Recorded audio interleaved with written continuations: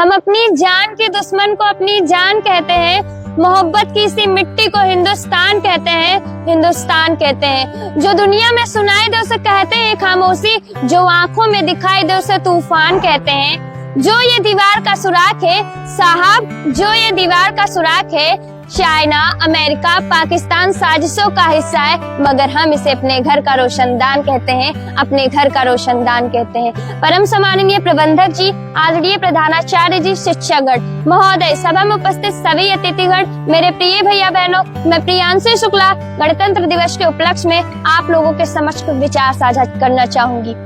आजादी, आजादी का असली मतलब वही समझ सकता है जिसने कभी गुलामी की हो। हम सौभाग्यशाली हैं जो हमने स्वतंत्र भारत में जन्म लिया है।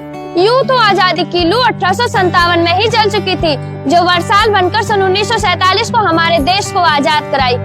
प्राचीन, मध्यकालीन, वर्तमान भारत के उदाहरणों से स्पष्ट करना चाहूंगी कि जब फिरंगियों के फेरे में फिर गए थे हम, तो रंगदे बसंती चोला के एक आवाज पर टोलों के टोले उमड़ आए थे और उनके वंदे मातरम के नारों से खून में आने वाला 5-5 डिग्री का तूफान अंग्रेजी शासकों के जड़ों में तूफान ला देता था। लोग मर जाते थे, मिट जाते थे, फांसी चढ़ जाते थे, क्योंकि ये उस दौर की कसौटी थी। उसके बाद 62, 65, 71 के युद्धों में अपना सुहाग गवा देने वाली औरत कि जब घर के हालात ये हो जाया करते थे कि प्यार भी भरपूर गया, मांग का सिंदूर गया, कि प्यार भी भरपूर गया, मांग का सिंदूर गया, नन्हे नौनिहालों की लंगोटियां चली गई, छोटी छोटी बेटियों की चोटियां चली गई।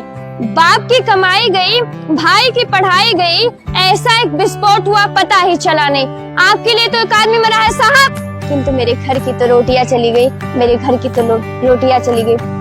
वाले हालात पैदा हो जाने पर भी एक माँ अपने बेटे को सड़क पर दुश्मनों की धज्जियां उड़ाने के लिए भेज दिया करती थी और खत में यह लिखकर भेजा करती थी कि अम्मा ने खत लिखा है बड़े ही चाव से, कि अम्मा ने खत लिखा है बड़े ही चाव से, पुत्र मेरे ना घबराना, 1 इंच ना पीछे हटना, चाहे इंच इंच कट जाना, चाहे इंच इंच कट जाना।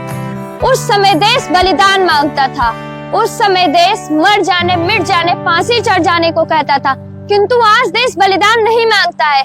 आज देश मर जाने, मिट जाने, फांसी चढ़ जाने को नहीं कहता है, बल्कि मेरे विचारों में यदि कोई व्यक्ति अपना काम पूरी मेहनत, पूरी लगन, पूरी ईमानदारी से करे ना, तो सबसे बड़ा देशभक्त वही है।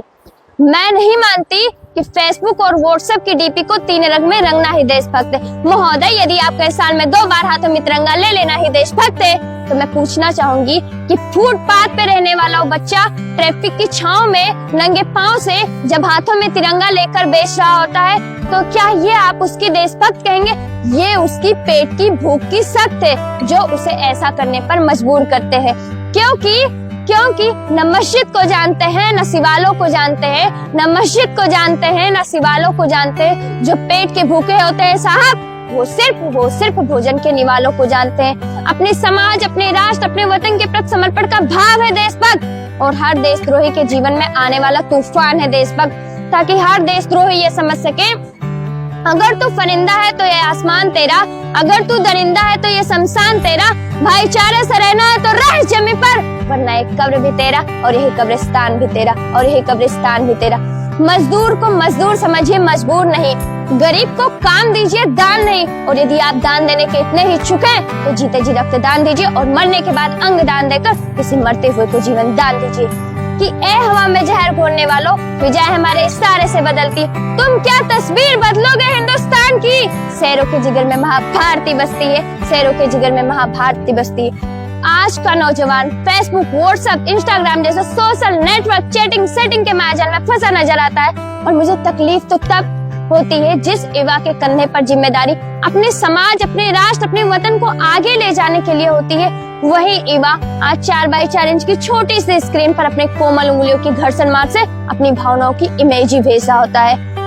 आज का युवा ऐसी, मुझे एक देशद्रोही से ज्यादा एक देशभक्त तब आहत होती है जब एक बेटा अपने बूढ़े माँ बाप को वृद्धाश्रम के चौखट पर छोड़ाता है। कराउक्ति ऐसी देशभक्त जब हम मुसीबत में फंसे लोगों की जान बचाने से ज्यादा साहब सेल्फी लेकर अपनी लाइफ बनाने में लगे रहता है। तो मैं युवाओं को कहना चाहूंगी कि तुम जाग जाओ, इससे पहले तुम्हारी नींद गई, ये राष्ट्र कोई ले ना डूबे, तुम जाग जाओ।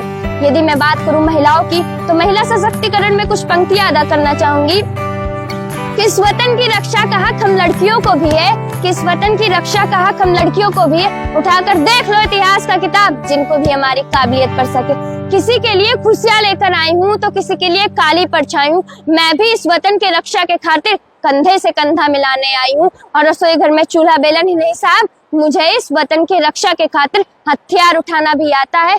एक माँ बनकर हर दर्द को सहना आता है, एक बेटी बहन पत्नी बनकर हर गम को छिपाना आता है।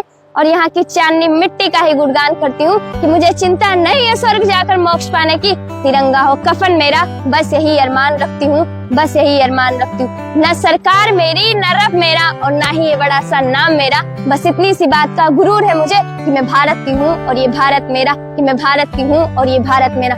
हमारा राष्ट्र निर्माण तब संभव होगा जब हम सब आप अपने देश को आगे ले जाएंगे, क्योंकि हमारे देश का काम नहीं है हमें आगे ले जाने का, हमारा काम है अपने देश, अपने राष्ट्र, अपने वतन को आगे ले जाने का। तो मैं सैल्यूट करना चाहूंगी प्लीज प्रशासन और हर उस व्यक्ति को जिनके बिना हमारे राष्ट्र निर्माण की कल्पना करना भी असंभव है। तो मैं अपनी वाणी को विराम देते हुए बस इतना ही कहना चाहूंगी कि मेरा भारत महान था, महान है, महान रहेगा, कि मेरा भारत महान था, महान है, महान रहेगा। होगा हौसला सबके दिलों में बुलंद तो एक दिन पाकिस्तान भी जय हिंद करेगा।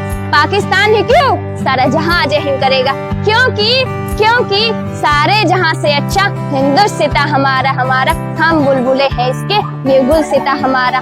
जय हिंद, जय भारत।